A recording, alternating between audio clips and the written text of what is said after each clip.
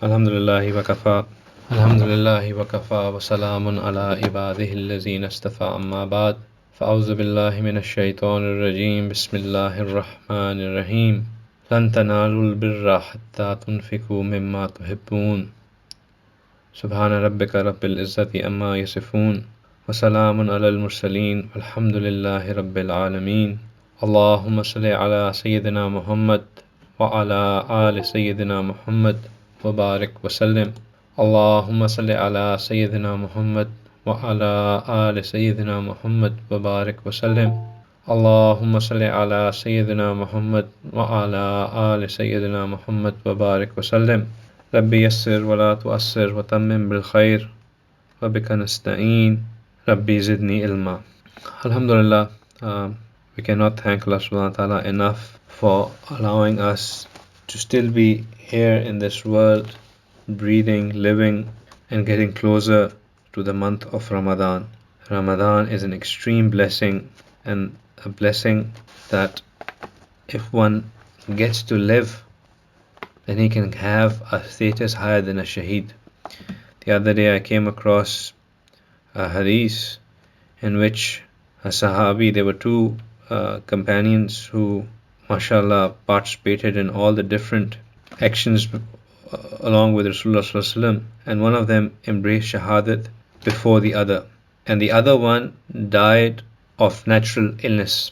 So somebody asked afterward that if Allah is to give a higher status, He would have given it to the one who would have obtained shahadat. So in response it was said to him that the person who got to live one extra year and got to live through one more Ramadan and had the opportunity to do ibadat in Ramadan, had the opportunity to fast in Ramadan, had the opportunity to spend in Ramadan, had the opportunity to do the voluntary acts, the nafil amal in Ramadan, because of all those actions and because of the multiplying effect of the amal that one gets when done in Ramadan, Allah subhanahu wa ta'ala has elevated his status even than the one who has obtained shahadat.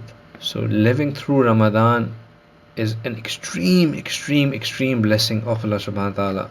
The reason I emphasize on this is because we can only value something if we understand how great it is. If we do not even understand the value of something, even if we have the world's biggest diamond lying in front of us, we would not think that it is of any worth. To us, a diamond would be just another stone, but to a person who understands what diamonds are all about would know that this precious stone is worth billions.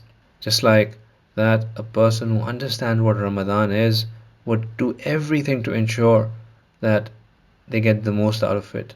Allah has given us the tawfiq to understand that this month that is coming to us is a very blessed month, and Allah has given us the tawfiq, and we thank Allah subhanahu wa ta'ala for that immensely, that He has given us the tawfiq to do something about it, to prepare for it. In preparing for this, all that we have been doing so far has been just making sure that our foundation is good, that there are no holes left in our cup, that we want that blessings to come in, so that when the blessing starts coming in, that there are no leakages. We don't want just the cup to get wet and not retain that noor that Allah subhanahu wa ta'ala sends down. We want our hearts to retain that noor, so that with that noor we can live and reflect, we can spend the rest of our days outside Ramadan. The acceptance of our deeds in Ramadan is reflected in what we are capable or what we are given the ability to do outside of Ramadan. Outside Ramadan, if we have spent a life which is a good life, then the things that we have done in Ramadan are accepted. That's a very simple litmus test for it. A lot of you, alhamdulillah, are taking this very seriously, and I'm getting some very positive feedback from a lot of people as to what they have managed to put an end to and what they have managed to curb and how they are addressing different things. And there are people who have been very eager to know what is it that they should do now. I want to emphasize upon this again. Doing extra, yes, it is very good, but doing extra is not as important as just first ensuring that we have the basics right. Once we have the basics right, then if we even do little in extra, the reward would be far more if we do a lot of extra but the basics aren't right. So if there's still any of the hole that needs to be filled, that still needs to be punctured, and reflect, think, and amend. Reflect, think, amend. Become serious about yourself. Become become a watchdog over yourself. Observe every single thing that you do. Observe every action that you do. Observe the reactions that you show. When you suddenly break, what is the first word that comes out of your mouth? Do you swear at that moment, or do you say Inna Lillah, or do you say Bismillah? When somebody crosses you from the car, do you have road rage, or do you just smile and forgive? When your kids push you to a limit, do you burst out shouting in anger, or do you manage your anger and you control it? Reflect on how you are and what you are doing. And as you reflect more, you would realize where are the things that you're going wrong in. How much of our gaze are we able to control? How much of our tongue are we able to control? And then when we become conscious like this, our heart itself starts becoming a guard. It starts sending out those signals. You're going in the wrong direction, you're going in the wrong direction, watch out, watch out. And then we have the choice either to pay heed to those signals that, just like it's like a parking sensor in the car. Now it's become very easy to understand these things because we have them all in our daily lives. When you put on your reverse gear and you have parking sensors come on, as you get closer to something at the back, the parking sensor starts beeping, beep, beep, beep, beep, beep, beep, beep, beep, and as you start closing more closer to it, it starts beeping even further. Just like that, your heart state reaches a state where it starts giving out those warning signals that you're going closer to the limits. Watch out, watch out. And then at times we pay heed to it, and at times we don't. But that tuning of heart takes place when we start doing our muhasabah, when we start looking at ourselves, at the actions that we are doing. Since a lot of you are very eager to start doing something, I will spend some time today, and now is the time for us to start doing things. So I will spend some time today on telling us that what is it that we need to do. But wouldn't it be even better if I spend some few minutes, perhaps 10 or 15, in talking about what is the best way of doing things? And then we start talking about what needs to be done. Because there is a possibility that we do things and we do them our way. And if we do things and we do them our way and we do them with the best of the intention and we do them for sake of Allah subhanahu wa ta'ala, we have all the right elements in them, we have the sincerity in them, we have the right intention, we do them for the pleasure of Allah subhanahu wa ta'ala, we do them all with that mix, but yet they may not come out as number one. So why shouldn't we spend some time to understand that what is it that I need to do to ensure that what I do comes out as number one? Few elements I've already given you. All the things that we do. And inshallah I'll speak about different things. From now on, it's all about action, action, action. I'm giving you actions daily on your daily reminders as well. But they're actions that are, that I'm going to share with you, which are general large chunk of actions. But all these actions have to have these few ingredients. Number one, they have to be sincere, in complete sincerity, for the pleasure of Allah subhanahu wa ta'ala. They have to have sincerity in them, that I'm doing these sincerely for Allah subhanahu wa ta'ala, for the pleasure of Allah subhanahu wa ta'ala. If these elements are missing, if the sincerity is missing, for the sake of Allah subhanahu wa ta'ala is missing, the very actions can become a source of destruction for us. So they have to have an element of sincerity.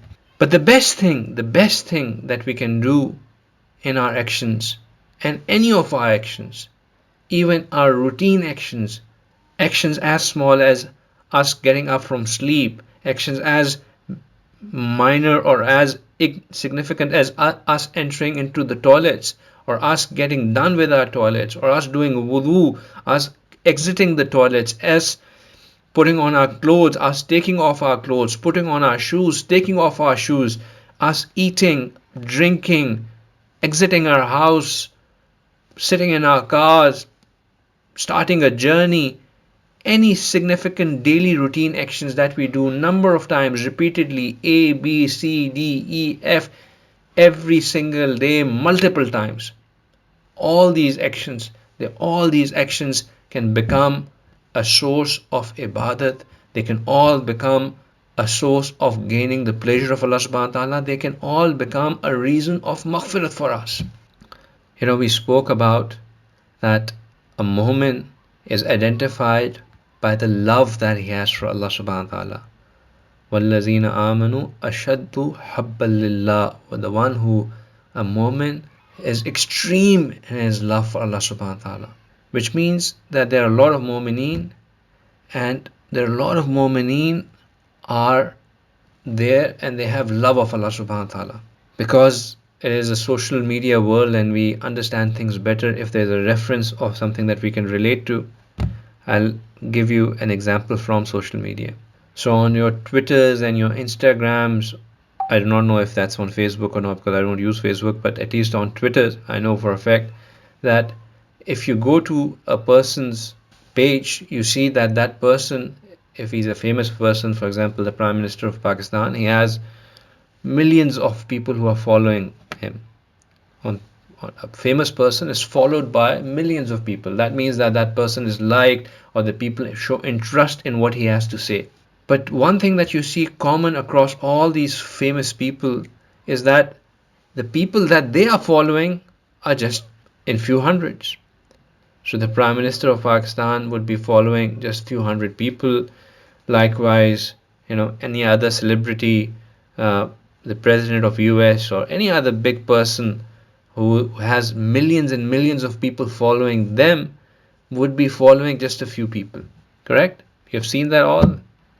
The reason I give this example is that there are millions and millions of mu'min who love Allah subhanahu wa ta'ala, but then there are few selected who Allah subhanahu wa ta'ala love as well.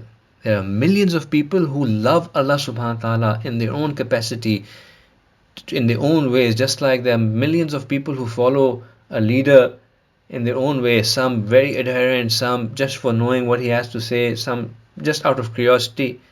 But the leader himself only follows few people who he is interested in. Just like that, millions of people love Allah subhanahu wa ta'ala, but Allah loves just the hand-picked few. And the few that Allah subhanahu wa ta'ala love, Allah subhanahu wa ta'ala has defined the criteria for that as well. Now, what is it that gets you the love of Allah subhanahu wa ta'ala? What is it that gets you the love of Allah subhanahu wa ta'ala? Allah subhanahu wa ta'ala says that Rasulullah sallallahu alaihi wasallam, you tell the people, you tell this to people yourself, that Kul in kuntum tuhibbun Allah, that say Rasulullah sallallahu alaihi wasallam to all these people, that if you love Allah subhanahu wa ta'ala, that if you have that love of Allah subhanahu wa ta'ala in you, then fattabi'uni, then follow me, follow the sunnah of Rasulullah sallallahu alaihi wasallam. Because if you will do that, yuhibbukumullah, Allah will love you. Allah will love you. What a great, great, great blessing that is. What a great, great, great honor that is. That if Allah subhanahu wa ta'ala starts loving us, if Allah subhanahu wa ta'ala starts appreciating who we are, what we have to offer, there can't be anything bigger and better than that. There can't be anything more that we would want to have in our lives except that Allah subhanahu wa ta'ala starts loving us himself. We have Allah who is our, who has accepted us, and who, it's not just us now loving him, it's him loving us.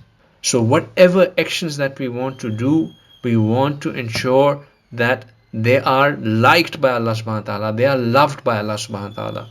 I often give this example to all my friends, and it's very easy to understand it this way, so I'll give it again, is that if a mother has a child and that child goes away, for example, to study somewhere, then a friend of that child, when he visits the mom, the mom is very kind to him, and she's very loving towards him. She's always, taking care of that friend of that child.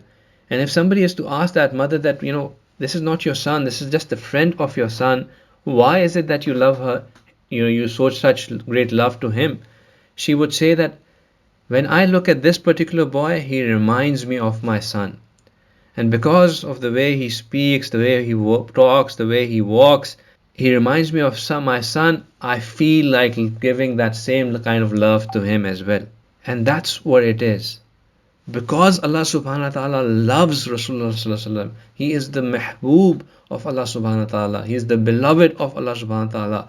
Whoever follows the footsteps of Rasulullah sallallahu alaihi wasallam, whoever does things as Rasulullah sallallahu alaihi wasallam did them, he too would have the same liking that Allah subhanahu wa ta'ala had given to Rasulullah sallallahu alaihi wasallam. Allah subhanahu wa ta'ala says to us in Quran, he says that لَقَدْ كَانَ لَكُمْ فِي رَسُولُ اللَّهِ uswatun hasana, that for you in Rasulullah sallallahu alaihi wasallam is a role model. So follow that role model, follow that role model. Take up Rasulullah sallallahu alaihi wasallam as your role model. Every single thing that he did, take him up as your role model. And when we do things as per Rasulullah sallallahu alaihi wasallam, it will allow us to gain the love of Allah subhanahu wa ta'ala. It will allow our actions to be accepted by Allah subhanahu wa ta'ala. Allah subhanahu wa ta'ala says that لَقَدْ كَانَ لَكُمْ فِي رَسُولِ اللَّهِ أُسْوَةٌ حَسَنَةٌ. And then he carries on and says لِمَنْ كَانَ يَرْجُ اللَّهَ وَالْيَوْمَ الْآخِرَةَ فَذَكَرَ اللَّهَ كَثِيرًا. That the one, this Rasulullah sallallahu alaihi wasallam is a role model for the one لِمَنْ كَانَ يَرْجُ اللَّهَ وَالْيَوْمَ الْآخِرَةَ, that who has this hope of going back to Allah subhanahu wa ta'ala on the day of judgment, and وَذَكَرَ اللَّهَ كَثِيرًا, and who remembers Allah subhanahu wa ta'ala in abundance. So our actions would be highly accepted if we follow the sunnah of Rasulullah sallallahu alaihi wasallam. Now what do we follow the sunnah of Rasulullah sallallahu alaihi wasallam in? We follow the sunnah of Rasulullah sallallahu alaihi wasallam in every single thing that we do, every single thing that we do, not just in our appearance. We get stuck in just putting on the appearance as per sunnah, just growing the beards, putting up the hijab, and that's it. Now I'm wearing loose clothes, jubbas, and I have, putting on surmas in my eyes, and that's sunnah. That's just one aspect of sunnah. That's just one aspect of sunnah. If the other aspects of sunnahs are not there, we are making fun of the sunnah. Rasulullah sallallahu alaihi wasallam had the most beautiful ikhlaq, he had the most beautiful manners, he had the most beautiful way of dealing with people, he had the most beautiful way of conducting himself with the people. We need to adapt those ways. We need to be like Rasulullah sallallahu alaihi wasallam was with his wives. We need to love our wife in the same, and I've used the word wife, not wives. We have to love our wife, our spouse in the same manner as Rasulullah sallallahu alaihi wasallam did. We have to show the same affection to our children just like Rasulullah sallallahu alaihi wasallam did. We have to be as kind to our friends as Rasulullah sallallahu alaihi wasallam was. We have to be good to our enemies just like Rasulullah sallallahu alaihi wasallam was. We have to be good and kind to every single human being in the manner as Rasulullah sallallahu alaihi wasallam was. We have to have honesty in us. Rasulullah sallallahu alaihi wasallam was sadiq, he was ameen. We have to keep our promises, we have to tell the truth, we have to deal fairly. We have to have all these qualities in us, and then only would we be a true reflection of the sunnah of Rasulullah sallallahu alaihi wasallam. What we need to do is that all these small little things that I said at the start, which are our daily routine actions, from waking up to going to sleep, all these daily routine elements that we do, entering the toilet, exiting the toilet, putting on the clothes, taking off the clothes, eating, drinking, getting out of the house, entering into the house, entering into the vehicle, starting our journey, entering into the masjid, exiting in the masjid, there is a masnoon way, there's a sunnah way of doing all these things. Rasulullah sallallahu alaihi wasallam had a particular way of doing all these sunnah actions.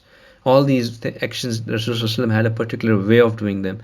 And then he also had a way, he also recited certain du'as at different occasions when he was doing something.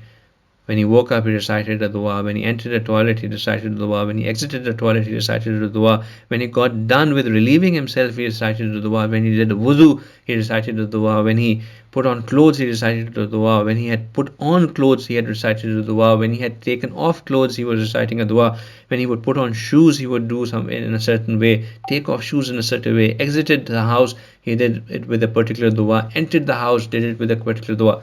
I don't have time to go into all these sunnah elements and give you the advantages and the benefits of all these du'as, and they have immense benefits and immense advantages. If you don't know them, learn them. You have time, you start putting in the effort with Allah. Just us putting in the effort, we get the reward of doing things itself. Do not underestimate that I don't know them, I'll not be able to do them. Start doing them. Start small, but start with 4-5 basic things that are repeatedly done. Start doing them, and inshallah do them in the manner as Rasulullah did them, and with the dua that Rasulullah did them, and inshallah you will start getting your actions, your normal day-to-day actions that you do in your routine, they will become ibadat, and you would start getting noticed and become a person who gets noticed by Allah subhanahu wa ta'ala. You would get noticed by Allah subhanahu wa ta'ala. And inshallah all the other actions that we are going to talk about, if we all do them by sunnah manner as well, then that Allah subhanahu wa ta'ala will like and accept as well. Now I'll speak about one more action that we need to start doing. And this is an action, by the way, the reason we are talking about this now before Ramadan is because all of this requires planning. Even if you have to start doing by sunnah, think, plan. And I keep on saying, do your muhasba, do your planning. Do not just imagine that it would happen.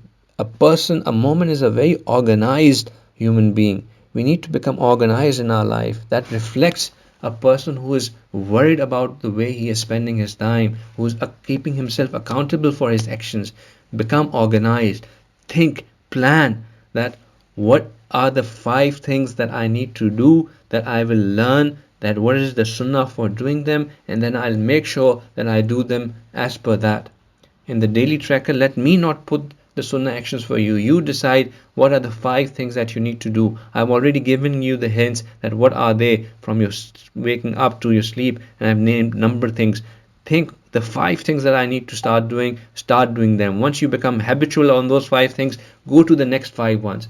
But organize yourself, plan yourself. Now is the time to plan. You're already late into putting things into action. We are less than 15 or probably 16, 17 days left into Ramadan. So let's start planning them. Planning. In the actions that I want us to do, the first thing that I want us to become thoughtful about is that what Allah subhanahu wa ta'ala says is that it's not what is righteousness. Let's think about what is righteousness. What is birr when it comes to what Allah subhanahu wa ta'ala says. Then what are the good actions that we need to do?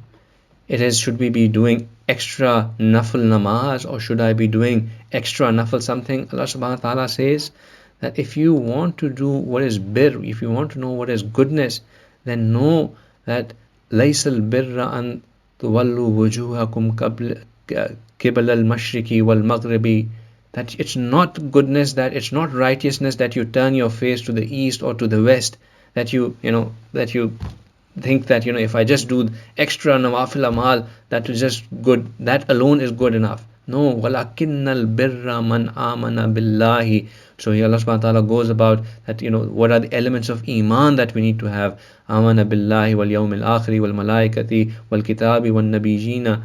All of these things we need to have iman in. Iman is the fundamental. Of course, that is part of right. You can righteous good deeds without iman carry no weight. If you want our good deeds to be of weight, then iman is a must. But then Allah subhanahu wa ta'ala says, look at what Allah subhanahu wa ta'ala says even before aqama as-salah wa ata zakah. Allah subhanahu wa ta'ala says, wa atal mala ala hubbihi, that you spend from despite the love of it. You spend your wealth despite the love you have for it. Who do you spend it to? You spend it to Zawil Qurba, Wal Yatama, Wal Masakin, Wabn Sabil, Was Sa'ilin, Wafil Riqab, to all these people, to all these different categories. And that is what I want to speak about today. I want us to think about that if we want to do goodness, let's share that goodness with others. Let's plan to spread goodness. Let's plan to share what Allah has given to us with others. Because Allah subhanahu wa ta'ala says that bir is that you spend of what you love. Bir is that you spend of what you hold so close to your heart, despite the love that you have for it. وَآتَ الْمَالَ عَلَى حُبِّهِ وَآتَ الْمَالَ عَلَى حُبِّهِ, to spend that wealth that you love. So we need to become cognizant of that. We need to become cognizant of that. That we need to become thinking that, inshallah, I need to start spending what Allah has given me to different people. Spending in the month of Ramadan has innumerable number of advantages. Innumerable number of advantages. It says, it comes in hadith that a person who helps another person break his fast, Allah subhanahu wa ta'ala forgives all his sins. Allah subhanahu wa ta'ala saves him from the fire. Allah subhanahu wa ta'ala gives him the reward equivalent to the reward of one who he has helped break his fast. So the reward of that person who was fasting, and all the Quran that he did in that fasting, all the namaz that he prayed in that fasting, all the goodness that he did, all the good things that that one person did when he was fasting, if you help break his fast, you get all those rewards as well, without there being any decrease in the person whose fast you have helped break. So 3 things that come across: forgiveness from the sins, save from the fire, reward of the person whose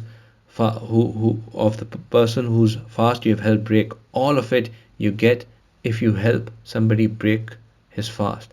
The Sahaba Ikram, when they heard this from Rasulullah, they said, Ya Rasulullah, we don't have enough to help others break their fast. Rasulullah said, you can get all these 3 things: forgiveness, saving from the fire, reward of the person, by just helping him break the fast with a single date, or a drop of water, a sip of water, or a few sips of milk. You don't need to do a lavish, grand iftar party, invite people over. In fact, don't do that. That's waste of time. But go and help people break their fast. If you have, I always teach this to my kids. I say that, try to be the one who goes and gives that date to everyone in the house, to help break the fast. Because if you have taken the initiative and you have given somebody the date that please break your fast with it, you get the reward of all these 3 things. Even in our families, if we are traveling and if we have just one date, just break it into half, give one to the other and keep one with yourself, the other half with yourself. But alhamdulillah, if Allah has given us the opportunity, then let's plan that how will let's identify a few people.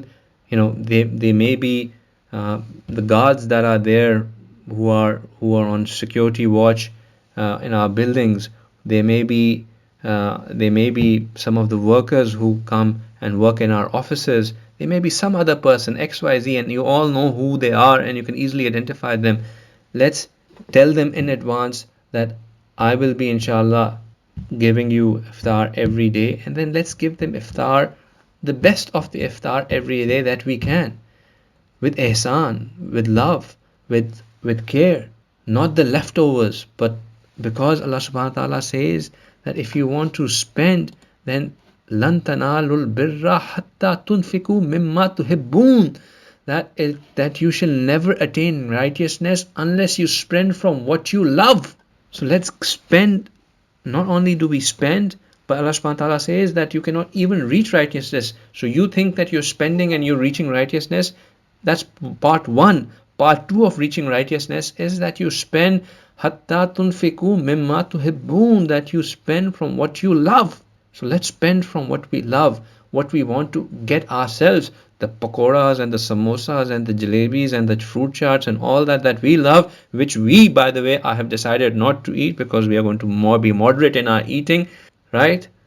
So we are not going to have any of that, but let's share that with others. because we have still love that. We still love having that. So if we can't have that because we are trying to be moderate, let's share it with others.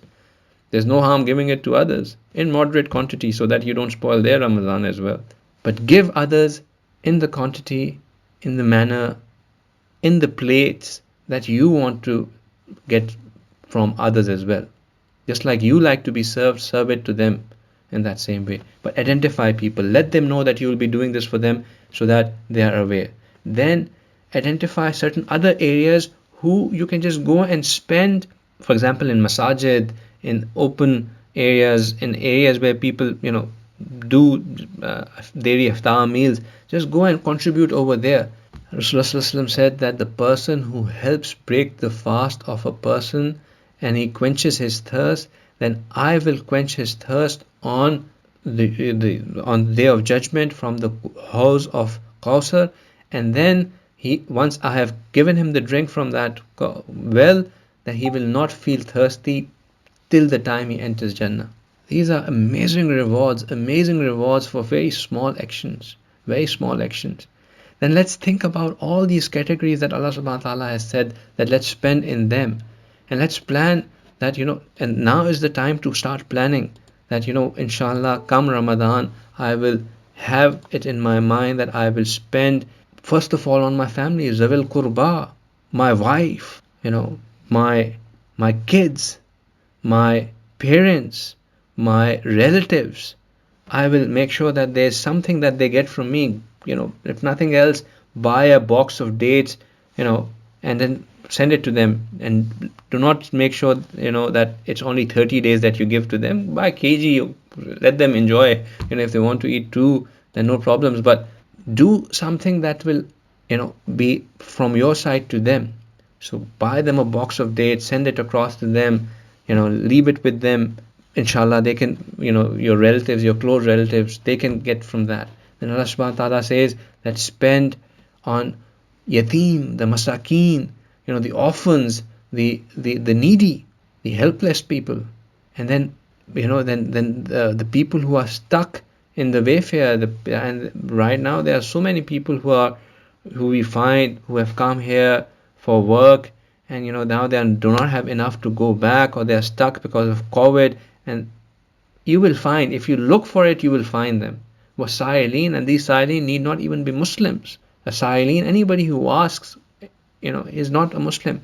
Best practice would be that you take out you decide how much you want to spend, 1,000, 2,000, 3,000, 10,000, whatever Allah subhanahu wa ta'ala has given, 10, 15, 20, 100, whatever it is, and then divide it among the different groups and divide it among the different days, and say that today I'll do this, this, and this, and I'll spend on this, this, this. If you can spend on each category every day, that's excellent. If you cannot, and you can spend on few categories on few days and few categories on few days, do. Allah subhanahu wa ta'ala says that when you do spend in my way, Allah subhanahu wa ta'ala returns it in much, much, much bigger quantity.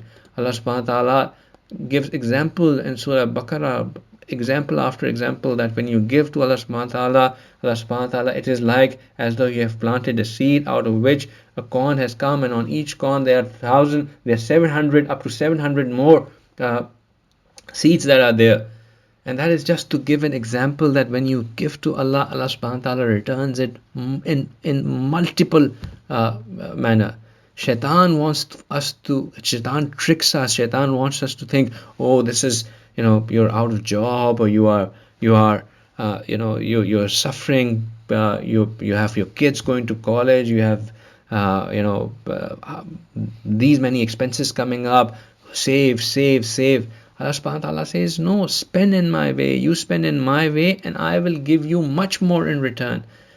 And Allah subhanahu wa ta'ala is not in need of our spending. Believe you me, Allah subhanahu wa ta'ala is not in need of our spending. Allah does not need us to give anything to Allah. Allah only wants us to spend so that our spending enables us to gain that love of Allah subhanahu wa ta'ala, so that this love of wealth that gets us defocused from Allah onto accumulating and amassing these worldly materialistic things. Allah subhanahu wa ta'ala wants us to get rid of that, and that's why Allah subhanahu wa ta'ala wants us to spend. And not only does He want us to spend, what He does is that He even gives us reward in because of us doing that.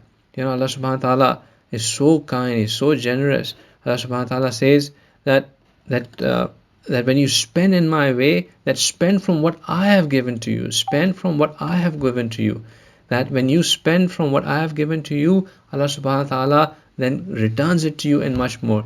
Allah subhanahu wa ta'ala says, Ya ayyuhallazina amanu anfiku mimma razaqnakum. Mimma razaqnakum. This is like, us telling our child that, oh child, here's a 5 dirham note, go and put it in that charity box. And once he has put that in charity box, we are saying, MashaAllah, look at you, you're so generous and you've done such a great thing, and you're encouraging him, and you give him even further 10 dirhams more for his generosity. Allah subhanahu wa ta'ala is saying, Anfiku mimma razaqnakum. And so He's telling us that you spend from what we have given you.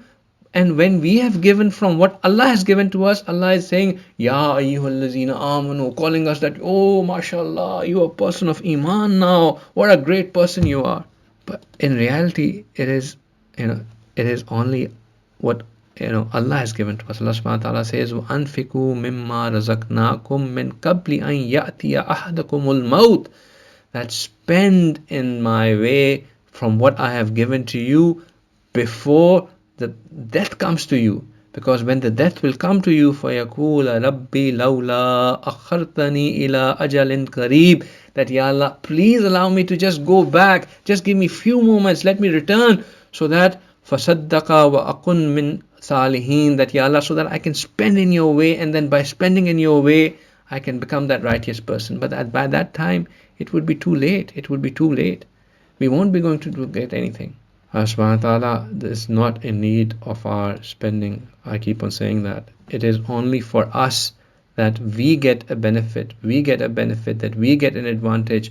We get the closeness of Allah subhanahu wa ta'ala. We get that pleasure of Allah subhanahu wa ta'ala. That is the only reason why the spending is, so many, that such emphasis has been laid on the spending.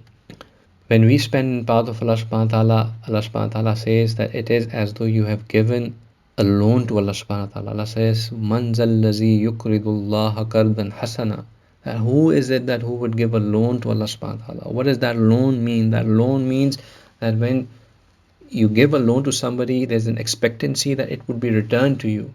When we give a loan to Allah subhanahu wa ta'ala, there's an expectancy that that loan would be returned to us, and that loan would be returned to us in the time when we need it the most. When we need it the most. When we need it the most in this dunya, when we need it the most in akhirah. That is the time when Allah subhanahu wa ta'ala will return it to us. That is the time when Allah will return it. And when Allah will return it, it would be in much, much, much, much bigger proportion than what we can gather ourselves. Allah subhanahu wa ta'ala in another place says, Ha antum ha'ula'i tud'awna litunfiqu fi sabilillah, that you are called such that you spend in the path of Allah subhanahu wa ta'ala.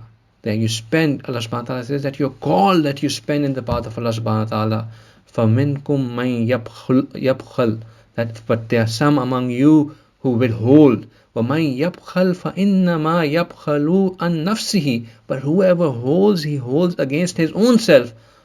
Why? Because وَاللَّهُ غَنِيٌّ وَأَنْتُمُ الْفُقَرَاء, because Allah subhanahu wa ta'ala is ghani, Allah subhanahu wa ta'ala is free of any need, and we are the fuqara, we are the needy, we are the ones who are in need. So let's plan to spend, but please make sure that when you spend, do not do it in a manner that you spoil whatever you have spent, that spending becomes a source of grievance for yourself, a source of you being held accountable by Allah subhanahu wa ta'ala. Allah subhanahu wa ta'ala says that when you spend with ihsan, spend in a manner in which it has kindness. When you spend, do not make the other person feel that you have done a favor upon them. Do not count your favors back to whoever you do a favor upon. Do not make the other person feel that, look, I did it for you at that time. Look, I did it for you then. I gave it to you when you needed it. Do not count back the favors that you have done onto other people. Allah subhanahu wa ta'ala says, Ya ayyuhallazina amanu, again addressing the people that of Iman, that la tubtilu sadaqatikum, that do not destroy, do not make your sadaqat go to waste, bil manni wal aza, bil manni wal aza, by by by reminding the other person that look how much favor I did to you, by telling the other person that I was so nice to you back then and you have now look at the way you are doing. Or once you have done a favor, do not make the other person now chase the other person. I did that to you, now you have to do this to me. Do not torment the other person, do not torture the other person. Be nice to the people. In fact, the way we should be spending is that it's always given as the example that when your right hand gives, that your left hand does not even get to know, meaning to say that that there's no recollection of the favor that you have done onto anyone. There's no recollection of the spending that you have done onto anyone. Spend in a manner that you have spent only for the sake of Allah subhanahu wa ta'ala. But do not leave it to the last moment. Do not leave it on the last day. Plan now as to how I will be spending. Most of us take out our zakat on the 1st of Ramadan. You don't have to necessarily give all the zakat on the 1st of Ramadan, but at least you calculate what is the amount of zakat that I have to give. And then if from that zakat you can give certain portion to someone in Ramadan, that's excellent. Then, like I said, that plan that who will I be helping break their fast. Plan who would I be helping get back to their country. Who will I be helping because they are miskeen, who I'll be helping because they are in need, which orphans would I be giving clothes to so that they can also feel that this Eid is an Eid, which miskeen would I be ensuring that throughout the Ramadan they have the ration in their house. Plan now and then spend according to that plan that you make. The best of the people to spend on are your family, and then those who are hungry, and then the masajid and the madaris. These are the places where people go to learn the deen of Allah subhanahu wa ta'ala. The students of deen, if you spend on a student of deen, then when that student of deen goes on and start teaching others, then every single action of that person who learns from that student of deen, and all those whom he ends up teaching, and all those whose action, who follow the action that are being taught by him, all their reward would come back to you. This is an extreme multiplier. Students of deen, the students of studying in madrasa, are a very, very, very viable option for your zakats, for your sadaqats, after you have given to the ones who are closer and nearer to you. So think about that as well. But spending is not just spending of wealth. If we are to spend, also spend in kindness. Help bring justice between two people. If you know that there's injustice happening somewhere, then go, if you have it in your control without creating a chaos, then break that, then help resolve that matter, bring justice, help the one who is in need or in right attain what is rightfully his or hers. If you are going somewhere and somebody needs a ride, just help that person get that ride. If you cannot do anything, you can always say something kind word to someone. You can always compliment somebody. You can always say something nice to somebody that will bring a smile on that person's face. And if we can remove harmful things that are there in the pathway, if we find something lying on the footpath that may hurt somebody, just remove it on the side. These are all sadaqat. These are all spending in the path of Allah subhanahu wa ta'ala. Do not think that they are of no use. They're all the use. Do not go by your logic that if I spend, what will happen to my wealth? Allah will give. Allah will give. Allah gives, and Allah gives the best. There's a hadith in which Rasulullah said that Anfik ya bani Adama Anfik ya ibn Adama unfik alayk. That you spend, your Bani Adam or Ibn Adam, you spend what you're capable on, and Allah will spend on you. Unfiq alayk, that it will be spent upon you. And then in a hadith which was very favorite of mine because it has my name in it, it says Anfiq Bilal, that Rasulullah said to Bilal radhiyallahu ta'ala anhu that, yeah Bilal, spend, Anfiq Bilal, وَلَا تَخْشَ مِنْ ذِي الْعَرْشِ إِقْلَالًا, and do not fear the one who has the control of all the universe, that anything would become less from him. So spend, inshallah. Let's spend by planning. May Allah subhanahu wa ta'ala allow us to be from those who have the upper hand, as Rasulullah sallallahu alaihi wasallam said, that the one who has the upper hand is better than the one who has the lower hand, meaning the one who is giving is better than the one who is taking. May Allah subhanahu wa ta'ala allow us to be always among the ones who are giving, and we don't need to be a billionaire, a millionaire for that. Even if we have one and we give a quarter from that, that in itself is much more beloved to Allah subhanahu wa ta'ala, because we have given by keeping faith and hope in Allah subhanahu wa ta'ala. So let's do that amal. Few other things that we have spoken about is that become mindful of where we are spending our time. Inshallah, I'm going to update the sheet that we are following. Start tracking at where is our time being spent in a day. How much time I'm spending with my family, how much time I'm spending in sleeping, how much time I'm spending in doing good deeds, reading Quran, praying, zikr askar, helping others, all these things, and how much time I'm wasting internet, just chit chat, browsing, spending in the market. All these, just start noting that, and if you are being honest with yourself, you will soon realize that what you need to do to balance the equation. Another thing with regards to planning is that do not leave the worldly matters for them to happen in Ramadan. Start doing them now. If you want to do shopping for Eid, do it now. If you want to do shopping for Ramadan, the grocery shoppings, do them now. Do not leave them for the last moment, so that the time in Ramadan is every single second is spent in a manner in which it pleases Allah subhanahu wa ta'ala, which is spent in a manner which gains you pleasure of Allah subhanahu wa ta'ala. Alright, so plan now. May Allah subhanahu wa ta'ala accept it from all of us. Jazakumullah khair. Wa akhiru da'wana alhamdulillahi rabbil alameen.